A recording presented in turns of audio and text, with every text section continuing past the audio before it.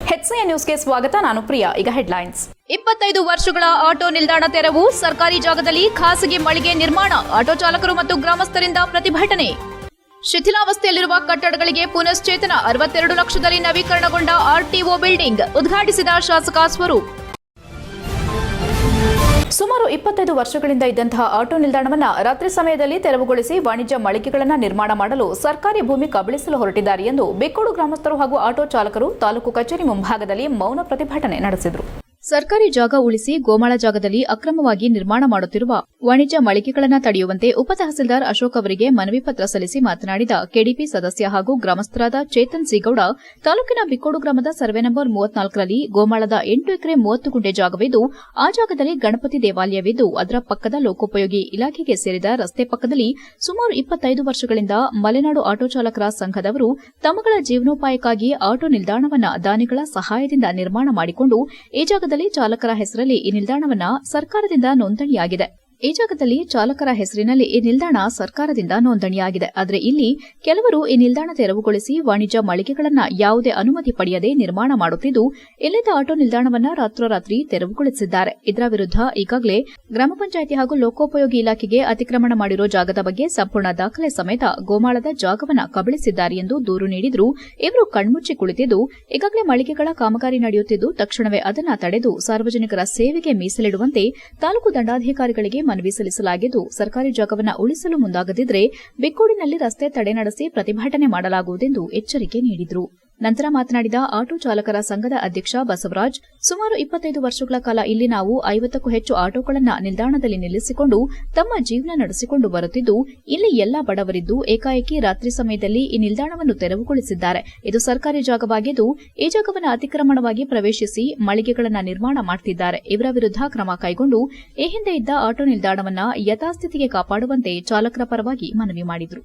ಈ ಸಂದರ್ಭದಲ್ಲಿ ಉಪಾಧ್ಯಕ್ಷ ಕಾಂತರಾಜ್, ಹೊಯ್ಸಳ ಆಟೋ ಸಂಘದ ಪುಟ್ಟರಾಜು, ಮಂಜೇಗೌಡ, ರವೀಶ್, ಅಭಿಷೇಕ್, ಚೆನ್ನಯ್ಯ, ಜಗದೀಶ್, ತೇಜು, ಶಿವಣ್ಣ, ಚನ್ನಕೇಶವ, ತಮ್ಮಯ್ಯ, ಧರ್ಮೇಶ್, ಕಿರಣ್, ಸತೀಶ್, ರಾಕೇಶ್, ಧರಣೇಶ್, ಲಕ್ಷ್ಮೇಶ್ ಸೇರಿದಂತೆ ಇತರರು ಹಾಜರಿದ್ದರು. HCN news, Belur. ಸುಮಾರು ಬಿಕ್ಕೋಡು ಮಲೆನಾಡು ಆಟೋ ಚಾಲಕರು ಮತ್ತು ಮಾಲೀಕರ ಸಂಘ 15ರಿಂದ 20 ವರ್ಷದಿಂದ ಬಿಕ್ಕೋಡಲ್ಲಿ ಆಟೋ ಚಾಲನೆ ಮಾಡ್ಕೊಂಡು ಬಂದಿದ್ದಾರೆ. ಅದು ಆಟೋ ಸ್ಟ್ಯಾಂಡ್ ನಾವು ನಿರ್ಮಿಸಿಕೊಟ್ಟಿದ್ದಾರೆ. ದಾನಿಗಳ ಸಹಾಯದಿಂದ ಆಟೋ ಸ್ಟ್ಯಾಂಡ್ನ ಒಂದು ಮಾಡಿಕೊಟ್ಟು ಅದನ್ನೇನು ಮಾಡಿದ್ದಾರೆ, ಪಕ್ಕದ ಗಣಪತಿ ದೇವಸ್ಥಾನ ಸಮಿತಿ ಒಂದು ಸಮಿತಿ ಇದೆ. ಅದರಲ್ಲಿ ಸರ್ವೆ ನಂಬರ್ 34ರಲ್ಲಿ 8 ಎಕರೆ 30 ಗುಂಟೆ ಜಾಗ ಇದೆ. ಅದನ್ನು 15ರಿಂದ 20 ವರ್ಷದಿಂದ ಆಟೋ ಸ್ಟ್ಯಾಂಡ್ ಮಾಡ್ಕೊಂಡು ಬಂದಿರೋದನ್ನ ಆಟೋನ ಅಲ್ಲಿಂದ ಒಕ್ಲಪ್ಸೋ ಅಂತ ಕೆಲಸವನ್ನು ಮಾಡಿದ್ದಾರೆ. ಇವತ್ತು ಇವರು ಇನ್ಕಮ್ ಸೋರ್ಸಿಗೋಸ್ಕರ ಇವತ್ತು ವಾಣಿಜ್ಯ ಮಳಿಗೆಗಳನ್ನ ಕಟ್ಕೊಂಡು ಅಲ್ಲಿ ನೂರಾರು ನಗರದ ಬಿ ಕಾಟಿಹಳ್ಳಿ ಬಳಿ ಇರುವ ಸಾರಿಗೆ ಇಲಾಖೆಯ ಆವರಣದಲ್ಲಿ ಸುಮಾರು 62 ಲಕ್ಷ ವೆಚ್ಚದಲ್ಲಿ ನವೀಕರಣಗೊಂಡ ಕಟ್ಟಡವನ್ನು ಶಾಸಕ ಸ್ವರೂಪ್ರಕಾಶ್ ಇಂದು ಉದ್ಘಾಟಿಸಿದರು.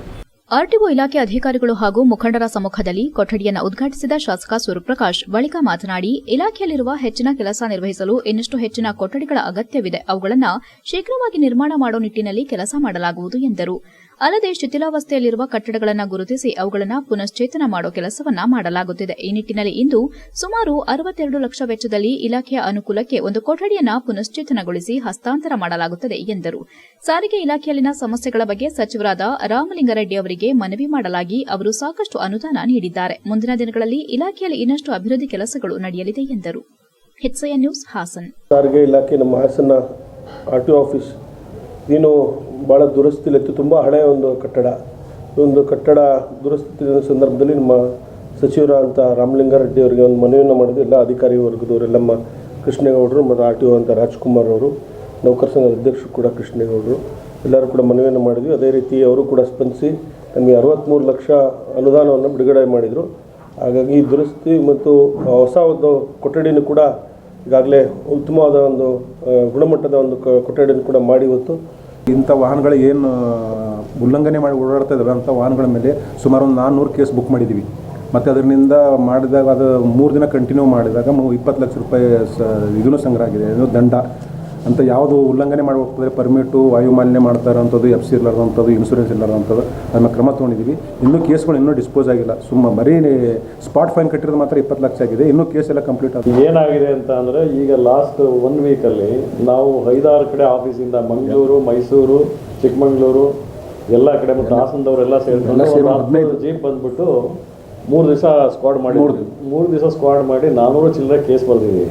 ಬಟ್ ಇಲ್ಲಿ ಲೋಕಲಲ್ಲಿ ಎಲ್ಲ ಗಲಾಟೆಗಳನ್ನು ಮಾಡ್ತಾರೆ, ಬಟ್ ವಿಧಿ ಇಲ್ಲ, ನಾವು ಕೇಸ್ ಬರೀಲೇಬೇಕಾಗ್ತದೆ. ಇದರಿಂದ ನಾವೀಗ ನೋಡಿದರೆ ಸೀಸು ಬೇರೆ ಬೇರೆ ರಾಜ್ಯದ ವಾಹನಗಳನ್ನ ತಂದು ಓಡಿಸೋದ್ರಿಂದ ಎಲ್ಲ ವಾಹನಗಳು. HCN ನ್ಯೂಸ್ನಲ್ಲಿ ಈಗ ಒಂದು ಪುಟ್ಟ break. Welcome to Jaya International Public School, located in a peaceful, pollution-free area near RTO, B. Katehalli, Hassan. Our experienced teachers use innovative methods to make learning engaging, providing personalized attention to each student. Each day begins with meditation and yoga for physical and mental well-being.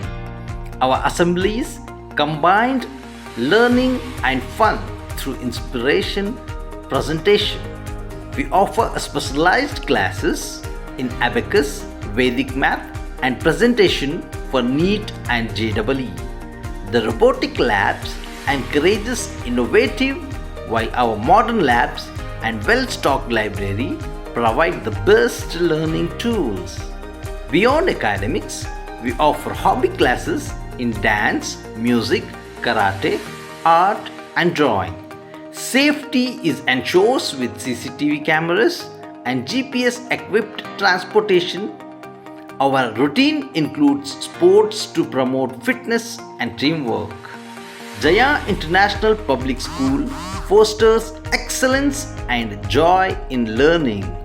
We also excited to announce opening of Unit 2 Jaya Techno School in the 2025-26 academic year at KSRTC Layout, Arsikere Road, Hassan, with digital classroom, high-tech lab and innovative learning method. Visit us today and enroll now.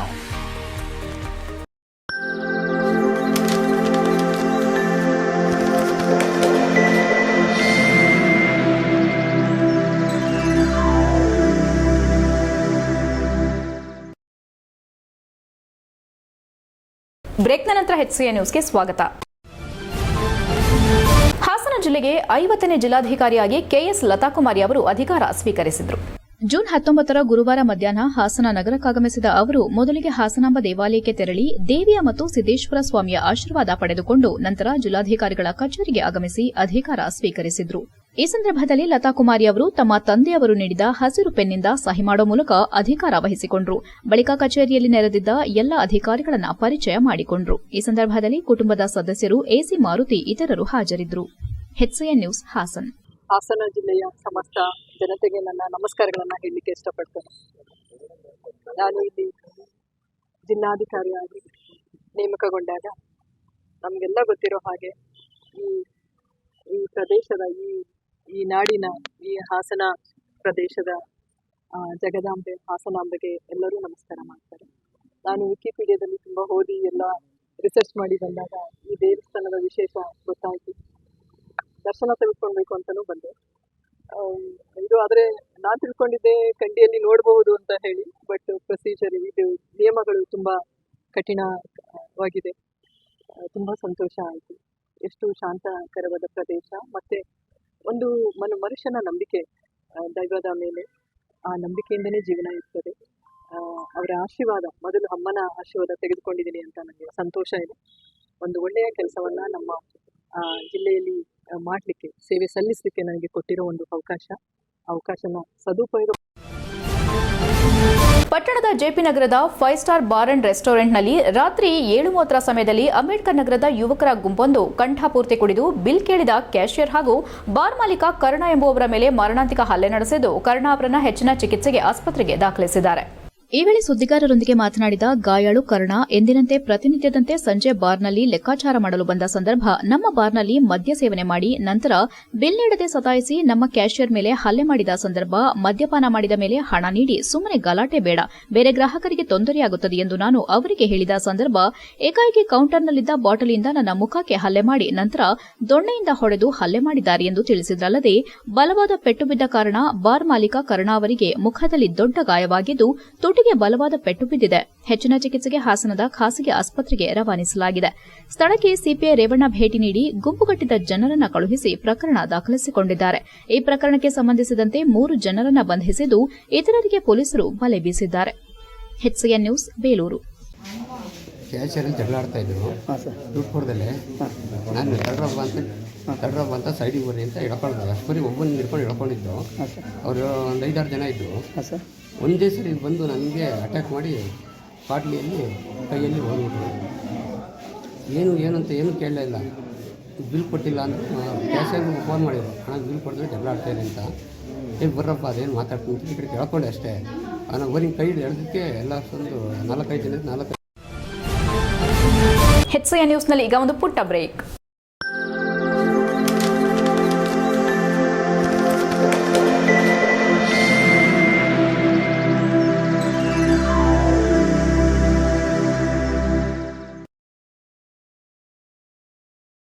ಬ್ರೇಕ್ನ ನಂತರ HCN ನ್ಯೂಸ್ಗೆ ಸ್ವಾಗತ.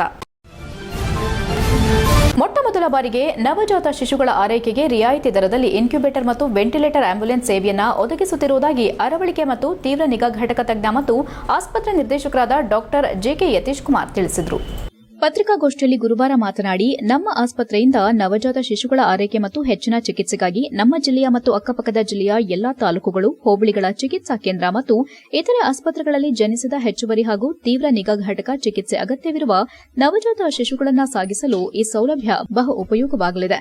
ನವಜಾತ ಶಿಶುಗಳನ್ನು ಹೆರಿಗೆಯಾದ ಸ್ಥಳದಿಂದ ಮತ್ತೊಂದು ಆಸ್ಪತ್ರೆಗೆ ಸಾಗಿಸುವ ಸಮಯ ಬಹಳ ಸೂಕ್ಷ್ಮತೆಯಿಂದ ಕೂಡಿರುತ್ತದೆ ಎಂದರು. ನವಜಾತ ಶಿಶು ಮತ್ತು ಮಕ್ಕಳ ತಜ್ಞ ಡಾಕ್ಟರ್ ಬಿ ದಿನೇಶ್ ಮಾತನಾಡಿ, ತಾಯಿಯ ಗರ್ಭದಲ್ಲಿದ್ದಂತಹ ವಾತಾವರಣ ಅಗತ್ಯ ಮತ್ತು ಬಹು ಅವಶ್ಯಕವಾಗಿರುತ್ತದೆ. ಅಂದರೆ ದೇಹದ ಶಾಖ, ಉಸಿರಾಟ, ಆಮ್ಲಜನಕ ಹೆಚ್ಚಿನ ಪ್ರಮಾಣದಲ್ಲಿ ಅವಶ್ಯಕವಾಗಿರುತ್ತದೆ ಎಂದರು. ಈ ಎಲ್ಲಾ ಸೌಲಭ್ಯಗಳನ್ನು ಒಳಗೊಂಡ ಇನ್ಕ್ಯುಬೇಟರ್ ಹಾಗೂ ಇವುಗಳನ್ನು ನಿಭಾಯಿಸಲು ವಿಶೇಷ ತರಬೇತಿ ಹೊಂದಿದ ವೈದ್ಯರು, ಸಿಬ್ಬಂದಿಗಳೊಂದಿಗೆ ಅತಿ ಜಾಗರೂಕತೆಯಿಂದ ಕರೆತರಲಾಗುತ್ತದೆ. ಈ ವಿಶೇಷ ಸೌಲಭ್ಯವನ್ನು ಮಣಿ ಆಸ್ಪತ್ರೆ ಹಾಗೂ ಸಂಶೋಧನಾ ಸಂಸ್ಥೆಯವರು ಹಾಸನ ಜಿಲ್ಲೆಯ ಜನತೆಗೆ ಮೊದಲ ಬಾರಿಗೆ ಪರಿಚಯಿಸುತ್ತಿದ್ದಾರೆ ಎಂದು ಹೇಳಿದರು. ವೈದ್ಯಕೀಯ ನಿರ್ದೇಶಕರು, ಪ್ರಸೂತಿ ಮತ್ತು ಸ್ತ್ರೀ ರೋಗ ತಜ್ಞರಾದ ಡಾಕ್ಟರ್ ಬಿಕೆ ಸೌಮ್ಯಮಣಿ ಮಾತನಾಡಿ, ಶಿಶುಗಳ ರಕ್ಷಣೆಗಾಗಿ ನಾವು ಈ ವಿನೂತನವಾದ ನವಜಾತ ಶಿಶುಗಳ ಆರೈಕೆಗೆ ರಿಯಾಯಿತಿ ದರದಲ್ಲಿ ಇನ್ಕ್ಯುಬೇಟರ್ ಮತ್ತು ವೆಂಟಿಲೇಟರ್ ಆಂಬ್ಯುಲೆನ್ಸ್ ಸೇವೆಯನ್ನು ಒದಗಿಸಲಾಗುತ್ತಿದೆ. ತಾಯಿಗೆ ತೊಂದರೆ ಆಗುತ್ತಿದ್ದಾಗ ತಕ್ಷಣ ಆಸ್ಪತ್ರೆಗೆ ಶಿಫ್ಟ್ ಮಾಡಲಾಗುತ್ತದೆ. ಇನ್ನು ಶಿಶುವನ್ನ ಮಾತ್ರ ಶಿಫ್ಟ್ ಮಾಡಬೇಕಾದಾಗ ಕಾಲ್ ಮಾಡಿದರೆ ಅದರಲ್ಲಿ ವೈದ್ಯರು, ಸ್ಟಾಫ್ ನರ್ಸ್ ಆಂಬ್ಯುಲೆನ್ಸ್ ಮೂಲಕ ಶೀಘ್ರವಾಗಿ ತಲುಪಿ ಆಸ್ಪತ್ರೆಗೆ ಬಿಡುತ್ತಾರೆ ಎಂದರು. HCN news Hassan. ಕೆಲವೊಂದು ಪ್ರೆಗ್ನೆನ್ಸಿನಲ್ಲಿ ಡಯಾಬಿಟಿಸ್, ಹೈಪರ್ಟೆನ್ಷನ್ ಸಮಸ್ಯೆಗಳಿರ್ತವೆ ಅವು, ಅಥವಾ ಕೆಲವೊಂದು ಈ ಸರ್ವೈಕಲ್ ಇನ್ಕಾಂಪಿಟೆನ್ಸ್ ಅವೆಲ್ಲ ಈ ಗೈನಕಾಲಜಿ ಡಾಕ್ಟರ್ಗಳದ್ದು ಹೆಲ್ತ್ ಕಂಡೀಷನ್. ಅವಾಗ ಏನು ಮಾಡ್ತಾವೆ, ಅನಿವಾರ್ಯವಾಗಿ ಅವೇನು ಮಾಡ್ತಾರೆ, 40 ವಾರ ಆಗುತ್ತೆ ಮುಂಚಿನ ಡೆಲಿವರಿ ಆಗೋಂಥ ಅನಿವಾರ್ಯತೆ ಬಂದ್ಬಿಡುತ್ತೆ. ಅವು ಆವಾಗ ಏನು ಮಾಡ್ತಾರೆ, ಅವು ಮಕ್ಕಳುಗಳ ಬೆಳವಣಿಗೆ ಆಗ್ಬಿಟ್ಟು ಬಂದಿರಲ್ಲ. HCN ನ್ಯೂಸ್ನಲ್ಲಿ ಈಗ ಒಂದು ಪುಟ್ಟ ಬ್ರೇಕ್. ಹಾಸನದಲ್ಲಿ 28 ವರ್ಷಗಳಿಂದ ಜನತೆಗೆ ಅತ್ಯುತ್ತಮವಾದ ವೈದ್ಯಕೀಯ ಸೇವೆಯನ್ನು ನೀಡುತ್ತಿರುವ ಹೇಮಾವತಿ ಮಲ್ಟಿಸ್ಪೆಷಾಲಿಟಿ ಹಾಸ್ಪಿಟಲ್ ಹಾಸನ. ನಮ್ಮಲ್ಲಿ ದಿನದ 24 ಗಂಟೆಯೂ ಆಕ್ಸಿಡೆಂಟಲ್ ಇಂಜುರೀಸ್ ಮತ್ತು ಎಮರ್ಜೆನ್ಸಿ ಸರ್ವಿಸ್ಗಳನ್ನು ಹೊಂದಿದೆ. ಹೇಮಾವತಿ ಆಸ್ಪತ್ರೆಯ ಡಾಕ್ಟರ್ ನಿಖಿಲ್ ಆರ್ ಭಟ್ ರವರು MS ಆರ್ಥೋಪೆಡಿಕ್ನಲ್ಲಿ ಚಿನ್ನದ ಪದಕ ಪಡೆದು ಸಿಂಗಾಪುರ್ ಜನರಲ್ ಹಾಸ್ಪಿಟಲ್ನಲ್ಲಿ ಫೆಲೋಶಿಪ್ ಇನ್ ಜಾಯಿಂಟ್ ರಿಪ್ಲೇಸ್ಮೆಂಟ್ ಸರ್ಜರಿಯ ಪದವಿ ಪಡೆದು ಸೇವೆಯನ್ನ ಸಲ್ಲಿಸಿರುತ್ತಾರೆ.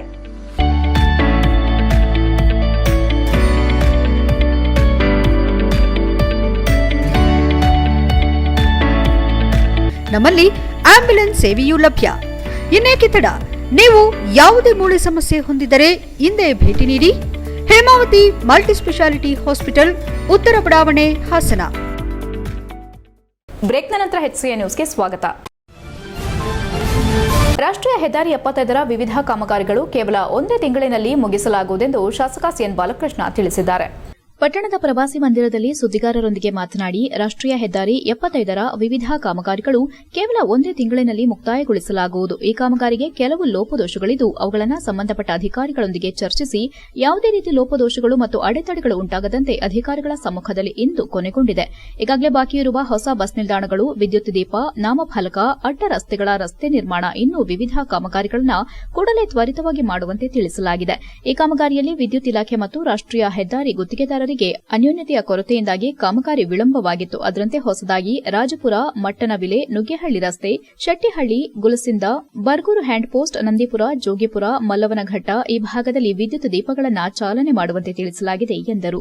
ಇದೇ ಸಂದರ್ಭದಲ್ಲಿ ಚೆಸ್ಕಾಂನ ಮುಖ್ಯ ಹೆಚ್ಚುವರಿ ಇಂಜಿನಿಯರ್ ರತ್ನ, ಚೆಸ್ಕಾಂ ಸಹಾಯಕ ಇಂಜಿನಿಯರ್ ಹರೀಶ್, ರಾಷ್ಟ್ರೀಯ ಹೆದ್ದಾರಿ 75ರ ಗುತ್ತಿಗೆದಾರ ನಾಯ್ಡು ಹಾಜರಿದ್ದರು. HCN news, Channarayapatna. ನಮ್ಮ SRC ಕನ್ಸ್ಟ್ರಕ್ಷನ್ ತರಿಸಿದ್ದೀವಿ. ಅದಕ್ಕೆ ಸಂಬಂಧಪಟ್ಟಂಥ ಎಲೆಕ್ಟ್ರಿಕಲ್ ಕಾಂಟ್ರಾಕ್ಟರ್ ಬಂದಿದ್ದಾರೆ. ಅದೇ ರೀತಿ ನಮ್ಮ ಸೆಸ್ಕ್ನ ಎಕ್ಸಿಕ್ಯೂಟಿವ್ ಇಂಜಿನಿಯರ್ ರತ್ನ ಮೇಡಮ್ ಇದ್ದಾರೆ, ಇಂಜಿನಿಯರ್ಸ್ ಅಸಿಸ್ಟೆಂಟ್ ಇಂಜಿನಿಯರ್ ಹರೀಶು ಮತ್ತು ವೆಂಕಟೇಶ್ ಇದ್ದಾರೆ.